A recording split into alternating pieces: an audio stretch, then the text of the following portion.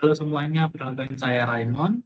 Di sini saya akan melakukan presentasi terkait eh, ujian tengah semester atau UTS, di mana mata pelajaran yang akan saya bahas adalah mata pelajaran Deep Learning, di mana presentasi ini untuk menguji kinerja dari gradient descent menggunakan dataset Bayesian MNIST. Baik, saya akan melakukan share screen terlebih dahulu. Share screen ini juga nanti akan share tentang pengujian ya dari gradient ini sendiri. Baik, kita mulai.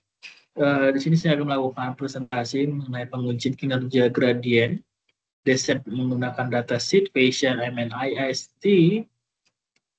Kemudian pendahuluannya apa itu gradient descent. Gradient descent adalah algoritma optimalisasi interaktif untuk meminimalkan fungsi loss atau cost dalam pembelajaran mesin dan deep learning. Dan apa itu dengan Bayesian MNIST adalah dataset berisi 70.000 gambar grayscale atau 28 kali 28 pixel dari 10 kategori pakaian. Dikembangkan sebagai pengganti MNIST di JIT Classic. Tujuan penelitian ini adalah pertama adalah untuk menilai kinerja klasifikasi model neural network yang dioptimisasi dengan gradient descent. Kedua adalah menguji dan membandingkan antara A. akurasi hasil prediksi, B. stabilitas konvergensi, C. waktu pelatihan. Dan selanjutnya adalah menggunakan 3 varian gradient descent, yaitu batch gradient descent, stochastic gradient descent, dan terakhir adalah mini batch gradient descent. Nah, ini adalah dataset dari Bayesian MNIST itu. Ya, di sini ada kolom atribut, ada jumlah, keterangan ini 70, resolusinya adalah 28 kali 28 pixel. Dan ini juga ada formatnya ada label, pun gambar, dan kategorinya adalah t-shirt, top up, trouser, pullover, dress, coat, sandal, shirt, sneaker, bag, dan ankle boot. Dan pembagiannya adalah 60.000 data latihan dan 10.000 data uji. Selanjutnya adalah rancangan eksperimen, di mana model neural network sederhana 784 sampai 128, 64, dan 10.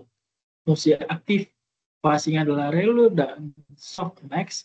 Fungsi loss, categorical cross entropy, dan optimalisasinya adalah varian gradient descent, manual atau via optimer. Evaluasinya adalah kurva loss dan akurasi, waktu konvergensi, akurasi pada uji.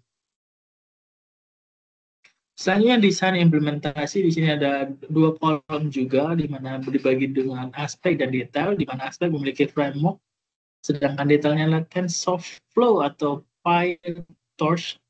Dan kedua adalah normalisasi, di mana 0 sampai 1, dan epoch adalah 20 sampai 50, sedangkan learning rate-nya 1, dan batch size adalah 32/64 untuk mini batch, sedangkan terakhir adalah metode evaluasi loss confusion matrix.